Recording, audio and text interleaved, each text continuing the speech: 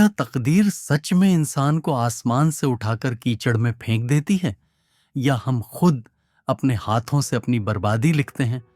आज हम लाए हैं मुंशी प्रेमचंद जी की बहुचर्चित कहानी इज्जत का खून। चलिए शुरू करते हैं। मैंने कहानियों और इतिहासों में तकदीर के उलटफेर की अजीबो-गरीब दास्तानें पढ़ी हैं। शाह को भिखमंगा और भिखमंगे को शाह बनते देखा है। तकदीर एक छिपा हुआ भेद है। गालियों में टुकड़े चुनती हुई औरतें सोने के सिंहासन पर बैठ गईं, और वह ऐश्वर्य के मतवाले जिनके इशारे पर तकदीर भी सिर झुकाती थी, आन की शान में चील कौं का शिकार बन गए हैं। पर मेरे सर पर जो कुछ बीती, उसकी नजीर कहीं नहीं मिलती। आह, उन घटानाओं को आज याद करती हूं तो रोंगटे खड़े हो जाते हैं और हैरत होती है कि अब तक मैं क्यों और क्यों कर जिंदा हूं। सौंदर्य लालसाओं का स्रोत है। मेरे दिल में क्या लालसाएं न थीं, पर आह, निष्ठुर भाग्य के हाथों में मिटी। मैं क्या जानती थी कि वह आदमी जो मेरी एक एक अदा पर कुर्बान होता था, एक दिन मुझे इस तरह जलील और बर्बाद करेगा। आज 3 साल हुए जब मैंने इस घर में कदम रखा। उस वक्त यह एक हरा भरा चमन था।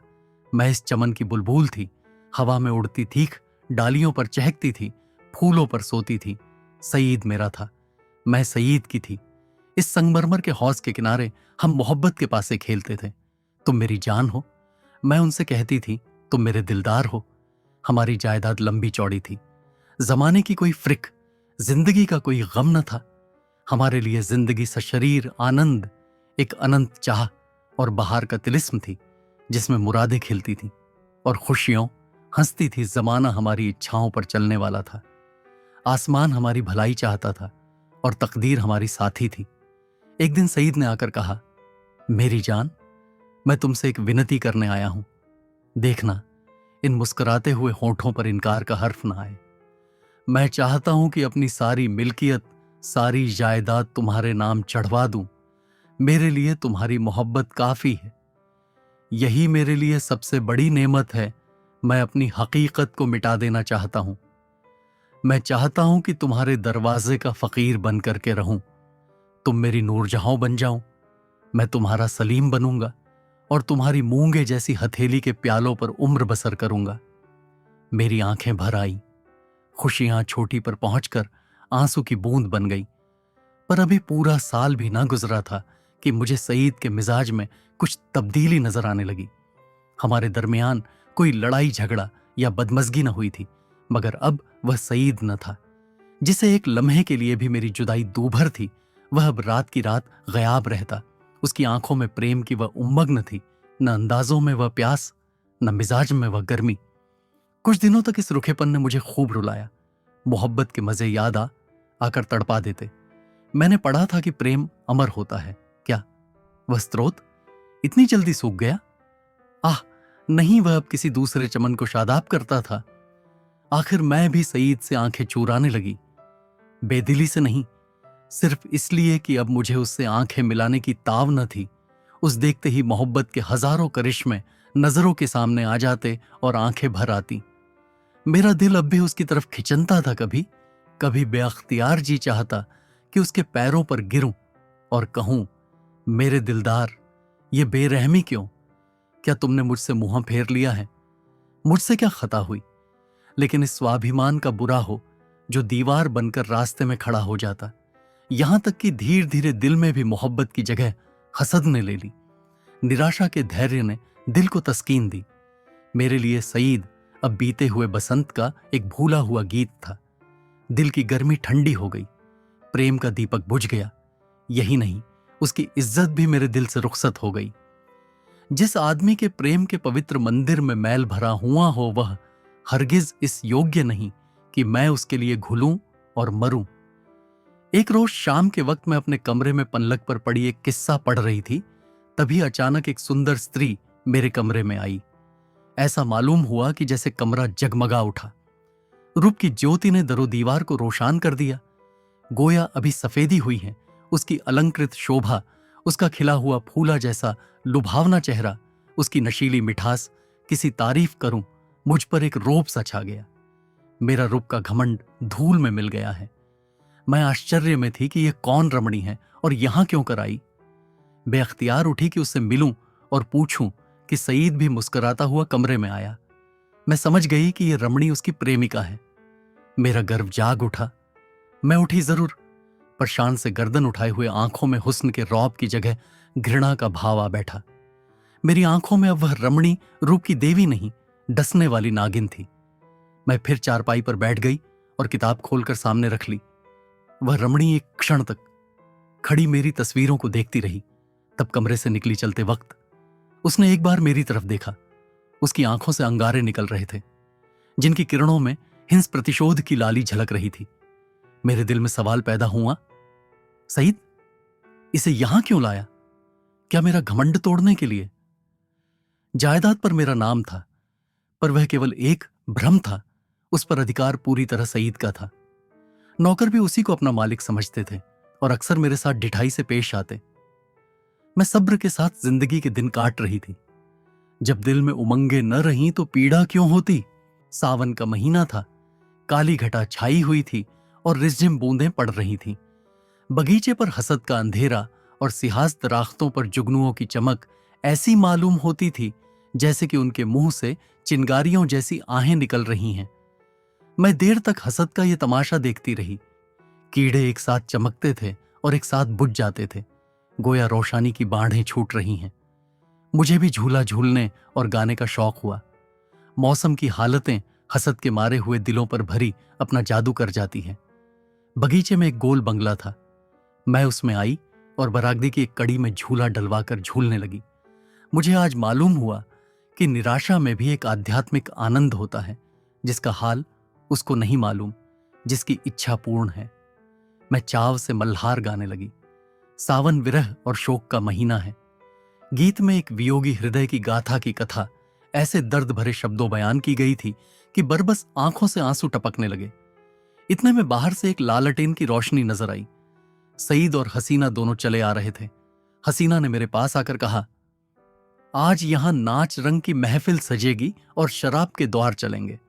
मैंने घृणा से कहा, मुबारक हो हसीना, 12 माह और मल्हार की ताने उड़ेंगी। साजिंदे आ रहे हैं। मैं शौक से, हसीना तुम्हारा सीना हसद से चाक हो जाएगा। सईद ने मुंह से कहा, जुबैदा तुम अपने कमरे में चली जाओ, ये इस वक्त आपे में नहीं है। हसीना ने मेरी तरफ लाल लाल आंखें निकालकर कहा, मैं तुम्हें अपने पैरों की धूल के बराबर भी नहीं समझती। मुझे फिर जब्त न रहा। अकड़कर बोली, और मैं क्या समझती हूं एक कुतिया, दूसरों की उगली हुई हड्डियों छिछोड़ती फिरती है। अब सईद के भी तेवर बदले। मेरी तरफ भयानक आंखों से देखकर बोले, जुबैदा तुम्हारे सर पर शैतान तो नहीं सवार है? सईद का यह जुमला मेरे जिगर में चुभ गया। मैं तपड़ उठी। जिन होठों से हमेशा मोहब्बत और प्यार की बातें सुनी हो, उन्हीं से ये जहर निकले, और बिल्कुल बेकसूर। क्या मैं ऐसी नाचीज और हकीर हो गई हूं कि एक बाजारू औरत भी मुझे छेड़कर गालियां दे सकती है? और मेरा जबान खोलना मना। मेरे दिल में साल भर से जो बुखार हो रहा था वह उछल पड़ा।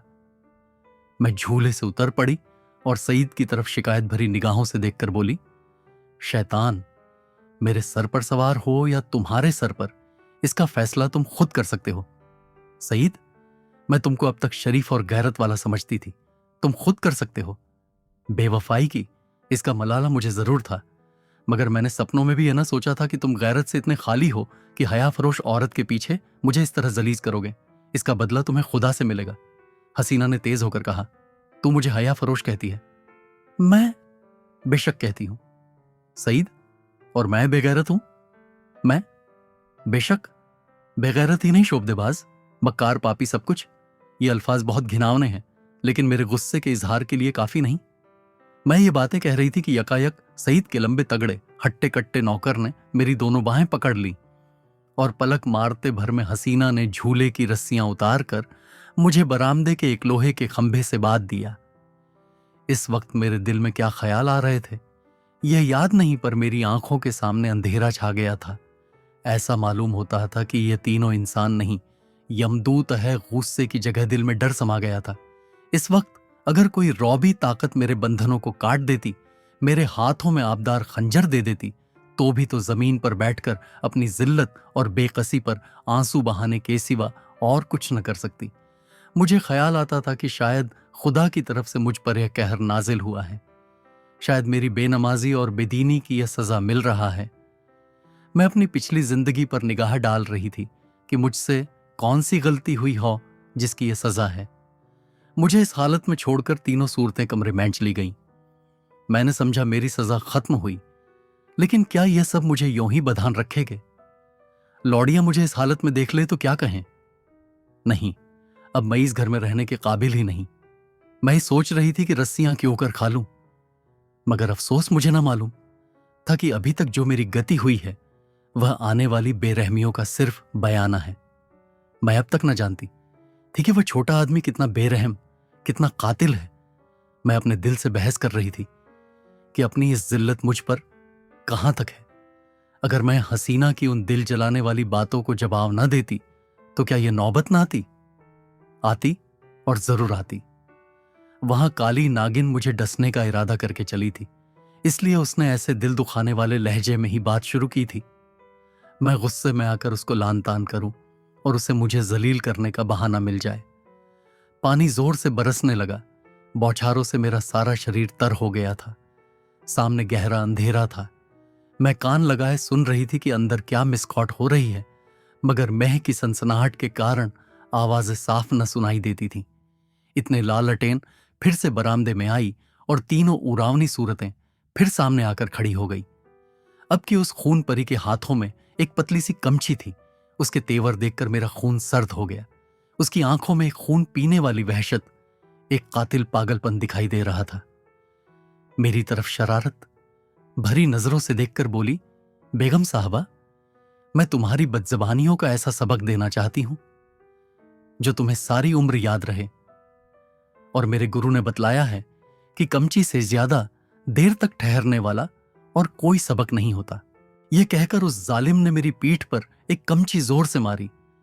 मैं तिलमिया गई। मालूम हुआ कि किसी ने पीठ पर आग की चिड़गाड़ी रख दी। मुंह से जब्त न हो सका। मौ बाप ने कभी फूल की छड़ी से भीन मारा था। जोर से चीखे मार मार कर रोने लगी। स्वाभिमान, लज्जा सब लुप्त हो गई। कमची की डरावनी और रोशन असलियत के सामने और भावनाएं गायब हो गईं। उन हिंदू देवियों के दिल शायद लोहे के होते होंगे जो अपनी आन पर आग में खुद पड़ती थी। मेरे दिल पर तो इस वक्त यही ख्याल छाया हुआ था कि इस मुसीबत से क्यों कर छुटकारा हो। सईद तस्वीर की तरह खामोश खड़ा था। मैं उस तरफ फरियाद की आंखें से देखकर बड़े विनती के स्वर में बोली, सईद, खुदा के लिए मुझे इस जालिम से बचाओ। मैं तुम्हारे पैरों पड़ती हूं। तुम मुझे जहर दे दो, खंजर से गर्दन काट लो, लेकिन यह मुसीबत सहने की मुझ में ताब नहीं। उन दिलजोइयों को याद करो, मेरी मोहब्बत का याद करो। उसी के सदके इस वक्त मुझे इस अजाब से बचाओ। खुदा तुम्हें इसका इनाम देगा। सईद इन बातों से कुछ पिघला। हसीना की तरह डरी हुई आंखों से देखकर बोला, जरीना, मेरे कहने से अब जाने दो। मेरी खातिर से इन पर रहम करो। जरीना तेर बदल कर बोली, तुम्हारी खातिर से सब कुछ कर सकती हूं, गालियां नहीं बर्दाश्त कर सकती। सईद, क्या अभी तुम्हारे ख्याल में गालियों की काफी सजा नहीं हुई? जरीना, तब तो आपने मेरी इज्जत की खूब कद्र की। मैंने रानियों से चिलमचियां उठवाई हैं। ये बेगम साहबा है किस ख्याल में? मैं इसे अगर कुछ छुरी से काटूं तब भन्नी इसकी बदजबानियों की काफी सजा ना होगी। सईद, मुझसे अब यह जुल्म नहीं देखा जाता। जरीना, आंखें बंद कर लो। सईद, जरीना, गुस्सा न दिलाओ। मैं कहता हूं, अब इन्हें माफ करो। जरीना ने सईद को ऐसी हिकारत भरी आंखों से देखा गोया वह उसका गुलाम है। खुदा जाने उस पर उसने क्या मंत्र मार दिया था कि उसमें खानदानी गैरत और बड़ाई और इंसानियत का जरा भी एहसास बाकी न रहा था। वह शायद उसे गुस्से जैसे मर्दाना जज्बे के काबिल ही न समझती थी। हुलिया पहचानने वाले कितनी गलती करते हैं, क्योंकि दिखाई कुछ पड़ता है, अंदर कुछ होता है। बाहर के ऐसे सुंदर रूप के पर्दे में इतनी बेरहमी, इतनी निष्ठुरता। कोई शक नहीं, रूप हुलिया पहचानने की विद्या का दुश्मन है। बोली, अच्छा, तो अब आपको मुझ पर गुस्सा आने लगा? क्यों ना हो, आखिर निकाह तो आपने बेगम ही से किया है। मैं तो हया फरोश कुतिया ही ठहरी। सईद, तुम ताने देती हो और मुझसे ये खून नहीं देखा जाता। जरीना, तो ये कमची हाथ में लो और इसे गिनकर 100 लगाओ। गुस्सा उतर जाएगा, इसका यही इलाज है। जरीना, फिर वही मजाका, जरीना, नहीं, मैं मजाक नहीं करती। सईद ने कमची लेने को हाथ बढ़ाया, मगर मालूम नहीं जरीना को कया शुभा पैदा हुआ। उसने समझा शायद वह कमची को तोड़कर फेंक देंगे। कमची हटा ली और बोली, अच्छा, मुझसे यह दगा, तो लो, अब मैं ही हाथों की सफाई दिखाती हूं। यह कहकर उसे बेदर्द ने मुझे बेतहाशा कमचियां मारना शुरू की।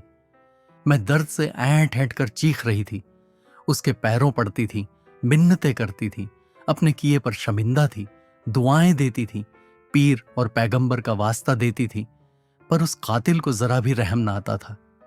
सईद काठ के पुतले की तरह दर्दो सितम का यह नजारा आंखों से देख रहा था और उसको जोश ना आता था। शायद मेरा बड़े से बड़े दुश्मन भी मेरे रोने धोने पर तरस खाता। मेरी पीठ छिलकर लहूलुहान हो गई, जख्म पड़ते थे, हर एक चोट आग के शोले की तरह बदन पर लगती थी। मालूम नहीं उसने मुझे कितने दर्रे लगाए, यहां तक कि कमची को मुझ पर रहम आ गया। वह फटकर टूट गई। लकड़ी का कलेजा फट गया, मगर इंसान का दिल न पिघला। मुझे इस तरह जलील और तबाह करके तीनों खबीस रूहें वहां से रुखसत हो गईं। सईद के नौकर ने चलते वक्त मेरी रस्सियां खोल दी। मैं कहां जाती, उस घर में क्यों कर कदम रखती? मेरा सारा जिस्म नासूर हो रहा था, लेकिन दिल न के फफोले उससे कहीं ज्यादा जानलेवा थे। सारा दिल फफोलों से भर उठा था। अच्छी भावनाओं के लिए भी जगह बाकी न रही थी।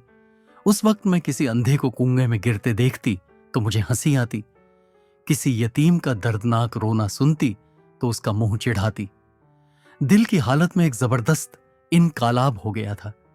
मुझे गुस्सा न था, गम न था, मौत की आरजू न थी, यहां तक कि बदला लेने की भावना न थी।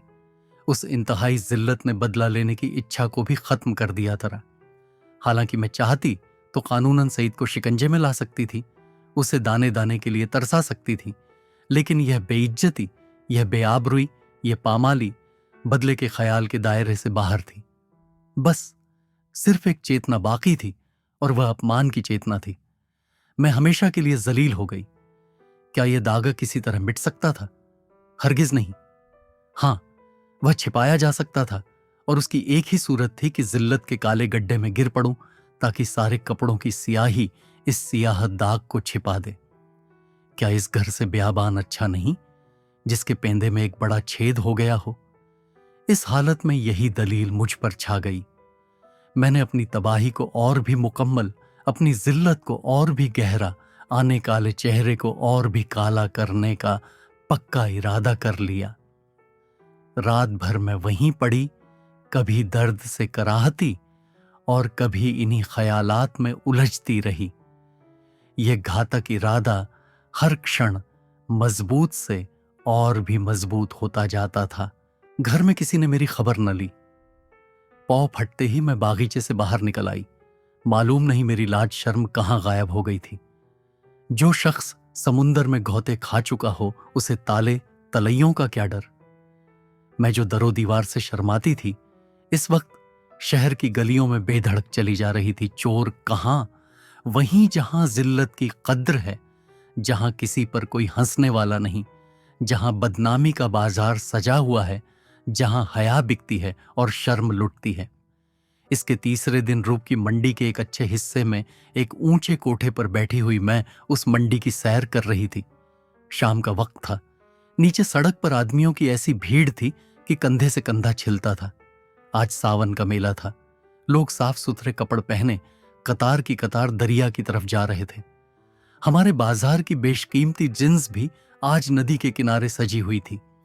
कहीं हसीनों के झूले थे, कहीं सावन की मीत, लेकिन मुझे इस बाजार की सैर दरिया के किनारे से ज्यादा पुरलुत्फ मालूम होती थी।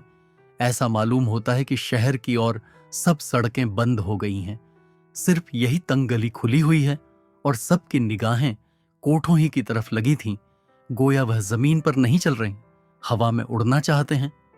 हां, पढ़े लिखे लोगों को मैंने इतना बेधड़क नहीं पाया। वह भी घूरते थे, मगर कनखियों से। अधेड़ उम्र के लोग सबसे ज्यादा बेधड़क मालूम होते थे। शायद उनकी मंशा जवानी के जोश को जाहिर करना था। बाजार क्या था? एक लंबा चौड़ा थिएटर था। लोग हंसी दिल्लगी करते थे, लुत्फ उठाने के लिए नहीं, हसीनों को सुनाने के लिए। मुंह दूसरी तरफ था। निगाह किसी दूसरी तरफ। बस भांडों और नक्कालों की मजलिस थी। यकायक सईद की फिंटन नजर आई। मैं रूस पर कई बार सैर कर चुकी थी। सईद अच्छे कपड़े पहने अकड़ा हुआ बैठा था, ऐसा सजीला बांका जवान सारे शहर में न था। चेहरे मोहरे से मर्दानापन बरसता था। उसकी आंख एक बार मेरे कोठे की तरफ उठी और नीचे झुक गई। उसके चेहरे पर मुर्दनी सी छा गई, जैसे किसी जहरीले सांप ने काट खाया हो। उसने कोचवान से कुछ कहा। दम के दम में फिटन हवा हो गई। इस वक्त उसे देखकर मुझे जो द्वेषपूर्ण प्रसन्नता हुई, उसके सामने उस जानलेवा दर्द की कोई हकीकत न थी। मैंने जलील होकर उसे जलील कर दिया। यक कटार कमचियों से कहीं ज्यादा तेज थी। उसकी हिम्मत न थी कि अब मुझसे आंख मिला सके। नहीं, मैंने उसे हरा दिया, उसे उम्र भर के दिले कैद में डाल दिया। इस काल कोठरी से अब उसका निकलना गैर मुमकिन था, क्योंकि उसे अपने खानदान के बड़प्पन का घमंड था। दूसरे दिन भोर में खबर मिली कि किसी कातिल ने मिर्जा सईद का काम तमाम कर दिया। उसकी लाश उसीर बागीचे के गोल कमरे में मिली, सीने में गोली लग गई थी। 9 बजे दूसरे खबर सुनाई दी, जरीना को भी किसी ने रात के वक्त कत्ल कर डाला था। उसका सर तंजुदा कर दिया गया। बात को जांच पड़ताल से मालूम हुआ कि यह दोनों वारदातें सईद के ही हाथों हुई। उसने पहले जरीना को उसके मकान पर कत्ल किया और तब अपने घर आकर अपने सीने में गोली मारी। इस मर्दाना गैरतमंदी ने सईद की मोहब्बत मेरे दिल में ताजा कर दी। शाम के वक्त मैं अपने मकान पर पहुंच गई। अभी मुझे यहां से गए हुए सिर्फ 4 दिन गुजरे थे, मगर ऐसा मालूम होता था कि वर्षों के बाद आई हूं। दरो दीवार पर हसरत छाई हुई थी। बयां ने घर में पांव रखा तो बरबस सईद की मुस्कुराती हुई सूरत आंखों के सामने आकर खड़ी हो गई। वही मर्दाना हुस्न, वही बांकपन, वही मनोहार की आंखें। बेअख्तियार मेरी आंखें भर आईं और दिल से एक ठंडी आह निकल आई। गम इसका न था कि सईद ने क्यों जान दे दी। नहीं, उसकी मुजरिमाना बेहिसी और रूप के पीछे भागना, इन दोनों बातों को मैं मरते दम तक माफ न करूंगी। गम यह था कि यह पागलपन उसके सर में क्यों समाया। इस वक्त दिल की जो कैफियत है, उससे मैं समझती हूं कि कुछ दिनों में सईद की बेवफाई और बेरहमी का घाव भर जाएगा। अपनी जिल्लत की याद भी शायद मिट जाए, मगर उसकी चंद रोजा मोहब्बत का नक्श बाकी रहेगा। और अब यह सही मेरी जिंदगी का सहारा है। अगर आपको यह कहानी पसंद आई हो तो वीडियो को लाइक करें और चैनल को सब्सक्राइब करना न भूलें। धन्यवाद।